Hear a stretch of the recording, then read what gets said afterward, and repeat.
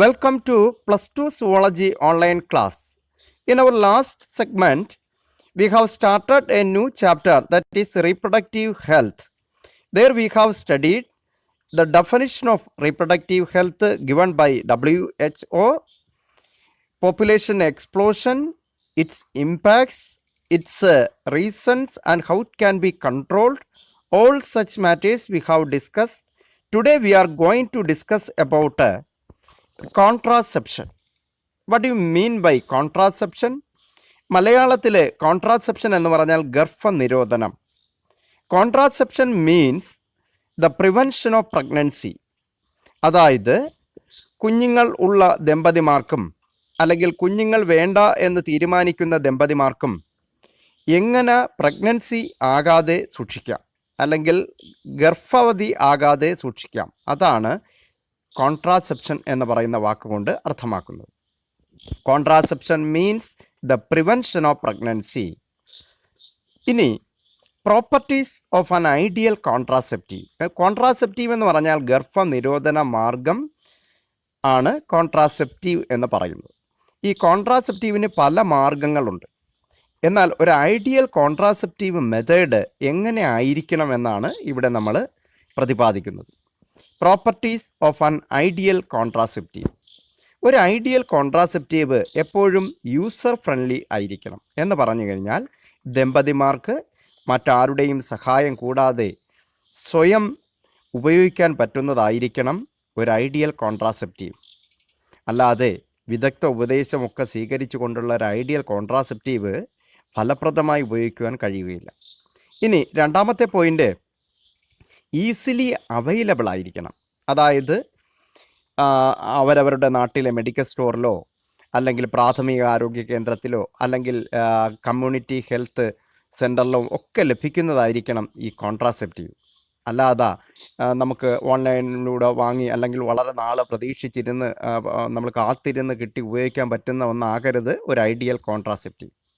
ഇനി അത് ഇഫക്റ്റീവ് ആയിരിക്കണം. ഇഫക്റ്റീവ് എന്ന് പറഞ്ഞാൽ ഫലപ്രദമായിരിക്കണം. ഒരു ഐഡിയൽ കോൺട്രാസെപ്റ്റീവ് ഉപയോഗിച്ചുകൊണ്ട് സെക്ഷൽ ഇൻ്റർകോഴ്സ് ചെയ്യുന്ന ഒരാൾക്ക് ഒരിക്കലും ഒരു ഫെയിലുവർ ചാൻസ് ഉണ്ടാകരുത്. ഒരു ഫെയിലുവറിലൂടെ അവർ പ്രഗ്നൻസിയിലേക്ക് പോകരുത്. അത് ഏറ്റവും പ്രധാനപ്പെട്ട ഒരു കാര്യമാണ്. ഇനി റിവേഴ്സിബിൾ ആയിരിക്കണം. ഇപ്പോൾ അതിനൊരു എന്താണ് റിവേഴ്സിബിൾ എന്ന് പറഞ്ഞാൽ?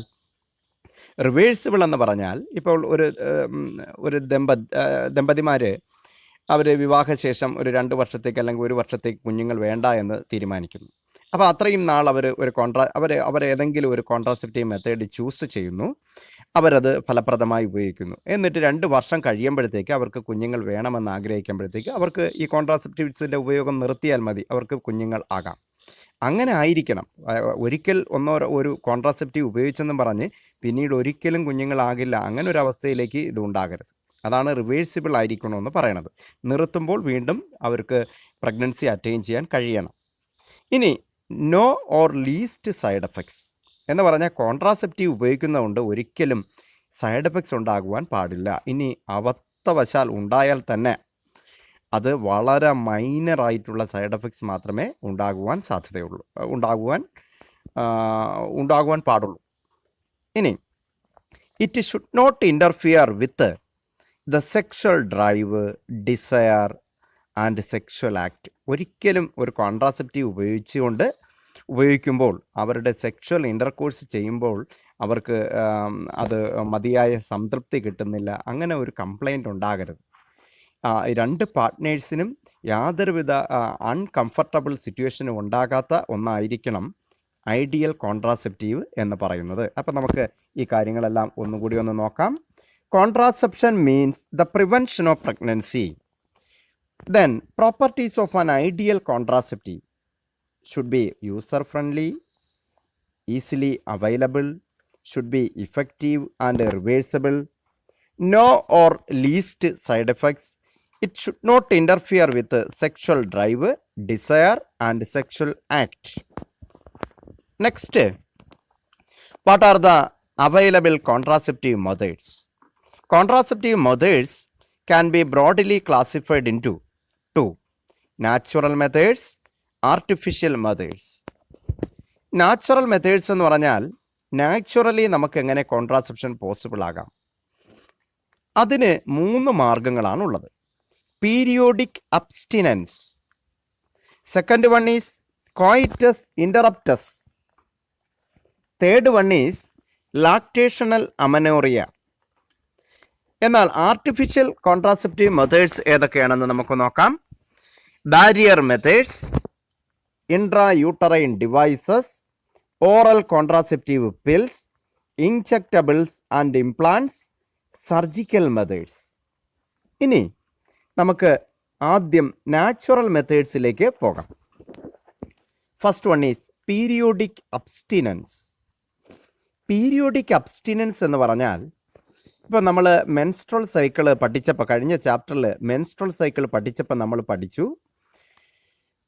ഒരു മെൻസ്ട്രൽ സൈക്കിളിൻ്റെ ഡ്യൂറേഷൻ എന്ന് പറഞ്ഞാൽ 28 ദിവസമാണ് നോർമലി. അതിൽ 2 സേഫ് പീരീഡുകളും ഒരു ഫെർട്ടൈൽ പീരീഡുമാണ് ഉള്ളത്. സേഫ് പീരീഡ് വരുന്നത് 6 മുതൽ 9 ദിവസവും, അതുപോലെ തന്നെ അടുത്ത സേഫ് പീരീഡ് വരുന്നത് 19 മുതൽ അടുത്ത മെൻസസ് അല്ലെങ്കിൽ 28 ദിവസം വരെയുമാണ് സേഫ് പീരീഡ് വരുന്നത്. എന്നാൽ ഫെർട്ടൈൽ പീരീഡ് വരുന്നത് 10 മുതൽ 17 ദിവസമാണ്. അപ്പോൾ പീരിയോഡിക് അബ്സ്റ്റിനൻസ് എന്ന് പറഞ്ഞാൽ ഫെർട്ടൈൽ പീരീഡിൽ സെക്ഷൽ ഇൻ്റർകോഴ്സ് ചെയ്യാതിരിക്കുക. അവർക്ക് സേഫ് പീരീഡുകളിൽ മാത്രം സെക്ഷൽ ഇൻ്റർകോഴ്സ് ചെയ്യുക. ഇതാണ് പീരിയോഡിക് അബ്സ്റ്റിനൻസ്. അതായത് ഫെർട്ടൈൽ പീരീഡിൽ സെക്ഷൽ ഇൻ്റർകോഴ്സിൽ നിന്നും വിട്ടുനിൽക്കുക. അബ്സ്റ്റിനൻസ് എന്ന് പറഞ്ഞാൽ വിട്ടുനിൽക്കുക എന്നാണ്. Next, coitus interruptus. Coitus interruptus എന്ന് പറയുന്ന വാക്കിൽ തന്നെ ഉണ്ട് അതിൻ്റെ അർത്ഥം. കോയിറ്റസ് എന്ന് പറഞ്ഞാൽ സെക്ഷൽ ഇൻ്റർകോഴ്സ്, ഇൻ്ററപ്റ്റസ് എന്ന് പറഞ്ഞാൽ അത് പാതി വഴിയിൽ ഉപേക്ഷിക്കുക, അതിന് തടസ്സം വരുത്തുക. അതാണ് കോയിറ്റസ് ഇൻ്ററപ്റ്റസ്. അപ്പോൾ അതെന്താണെന്ന് നമുക്ക് നോക്കാം. Withdrawal of penis from the vagina before ejaculation. അതായത് ഒരു സെക്ഷൽ ഇൻ്റർകോഴ്സ് നടന്നുകൊണ്ടിരിക്കുന്നു. ആ സെക്ഷൽ ഇൻ്റർകോഴ്സിൻ്റെ ക്ലൈമാക്സിലാണ് പെനിസിൽ നിന്നും വജൈനയിലേക്ക് സെമൻ ഡെപ്പോസിറ്റ് ചെയ്യുന്നത്. ആ പ്രോസസ്സിന് വിളിക്കുന്ന പേരാണ് ഇജാക്കുലേഷൻ. അപ്പോൾ ഇജാക്കുലേഷന് തൊട്ട് മുമ്പ് പെനിസ് വജൈനയിൽ നിന്നും വിഡ്രോ ചെയ്യുക. അതാണ് കോയിറ്റസ് ഇൻ്ററപ്റ്റസ്. ഇനി 3, ലാക്ടേഷണൽ അമനോറിയ. ഇത് നമ്മൾ കഴിഞ്ഞ ചാപ്റ്ററിൽ പഠിച്ചതാണ്. ലാക്ടേഷണൽ അമനോറിയ എന്ന് പറഞ്ഞാൽ ഒരു സ്ത്രീ പ്രസവശേഷം കുഞ്ഞിന് പാല് കൊടുത്തുകൊണ്ടിരിക്കുന്ന ആദ്യ സമയങ്ങളിൽ, അതായത് 3 മാസം മുതൽ, ആദ്യത്തെ 3 മാസം മുതൽ 6 മാസം വരെയുള്ള കാലയളവിൽ അവർക്ക് ഓവുലേഷനോ മെൻസ്ട്രൽ പീരീഡ്സോ കാണുകയില്ല. അപ്പോൾ ആ സമയം ബന്ധപ്പെടുകയാണെങ്കിൽ കുഞ്ഞുങ്ങൾ ഉണ്ടാകുവാനുള്ള സാധ്യത തീരെ കുറവായിരിക്കും. ഇതാണ് lactational amenorrhea. It is the prevention of conception by breast feeding the child because ovulation and cycle do not occur during the period of lactation. This is effective up to 6 months following the parturition. Child ബർത്തിന് ശേഷം 6 മാസം വരെ ഇതിന് പ്രാധാന്യമുള്ളൂ. പിന്നെ ഇതിന് side effect ഒന്നുമില്ല, പക്ഷേ failure chance high ആണ്. കാരണം എല്ലാ സ്ത്രീകൾക്കും ഈ 3 മാസം മുതൽ 6 മാസം വരെയുള്ള, അതായത് ആദ്യത്തെ 6 മാസം ഇങ്ങനെ ലാക്ടേഷണൽ അമനോറിയ ഉണ്ടാകണമെന്ന് ഒരു ഉറപ്പുമില്ല. ചില സ്ത്രീകൾക്ക് 1 മാസം കഴിയുമ്പോൾ തന്നെ അവർക്ക് ഓവുലേഷനും പീരീഡ്സും ഒക്കെ ഉണ്ടാകാം. അങ്ങനെ ഉണ്ടായാൽ അത് ഫെയിലുവർ ചാൻസിലേക്ക് ലീഡ് ചെയ്യും. ഇനി ബാരിയർ മെത്തേഡ്സ്, ആർട്ടിഫിഷ്യൽ മെത്തേഡ്സിലേക്ക് കടക്കുകയാണ്. അതിൽ 1ാമത്തെ മെത്തേഡാണ് ബാരിയർ മെത്തേഡ്. ബാരിയർ മെത്തേഡ് എന്ന് പറഞ്ഞാൽ എന്താണെന്ന് നമുക്ക് നോക്കാം. They prevent physical meeting of ovum and sperm. സ്പേമും ഓവവും തമ്മിലുള്ള ഫിസിക്കൽ മീറ്റിംഗ് ഒഴിവാക്കുകയാണ് ഈ ബാരിയേഴ്സ് ചെയ്യുന്നത്. യഥാർത്ഥത്തിൽ സെക്ഷൽ ഇൻ്റർകോഴ്സിൽ ഏർപ്പെടുമ്പോൾ പെനിസിനും വജൈനയ്ക്കും ഇടയിൽ ഒരു ബാരിയർ വരുന്നു. ആ ബാരിയർ ഒരിക്കലും സ്പേംസിൻ്റെ എൻട്രി അല്ലെങ്കിൽ സ്പേംസിനെ വജൈനയിലേക്ക് ഡെപ്പോസിറ്റ് ചെയ്യാൻ അനുവദിക്കുകയില്ല സെമന്.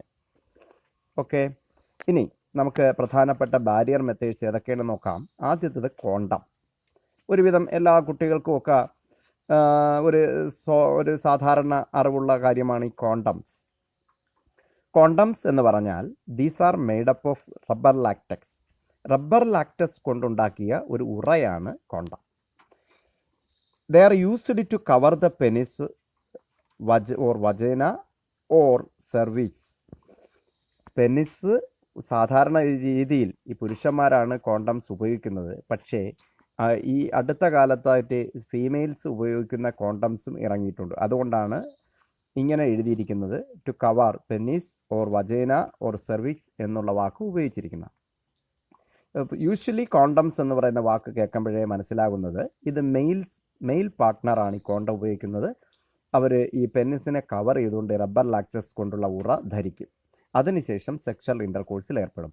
അപ്പോൾ സംഭവിക്കുന്നത് ഇജാക്കുലേഷന് ശേഷം ഇജാക്കുലേഷൻ സമയത്ത് പുറത്തേക്ക് വരുന്ന സെമൻ ഈ ഉറയ്ക്കകത്ത്, ഈ കോണ്ടത്തിനകത്ത് ഡെപ്പോസിറ്റ് ചെയ്യും. ഒരിക്കലും അത് വജേനയ്ക്കുള്ളിലേക്ക് കടക്കുകയില്ല.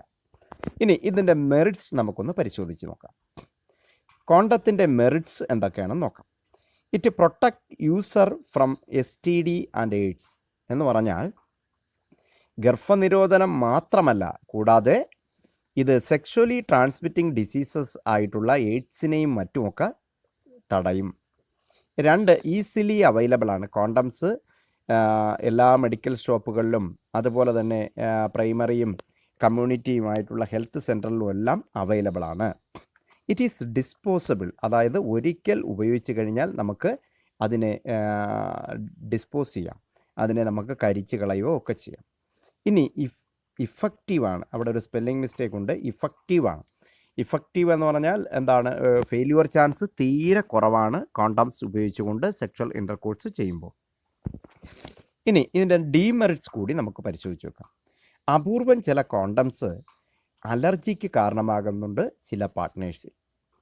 ഇനി some condoms affect sexual desire. ഇത് ചില പാർട്ട്നേഴ്സിൻ്റെ ഒരു കംപ്ലൈൻറ്റ് മാത്രമാണ്. അവർ കോണ്ടംസ് ഉപയോഗിക്കില്ല, കാരണം സെക്ഷൽ ഇൻ്റർകോഴ്സ് നടക്കുമ്പോഴത്തേക്ക് അവർക്കതിന് ഒരു സാറ്റിസ്ഫാക്ഷൻ ഫീൽ ചെയ്യില്ല. അതുകൊണ്ടാണ് അങ്ങനെ എഴുതിയേക്കുന്നത്.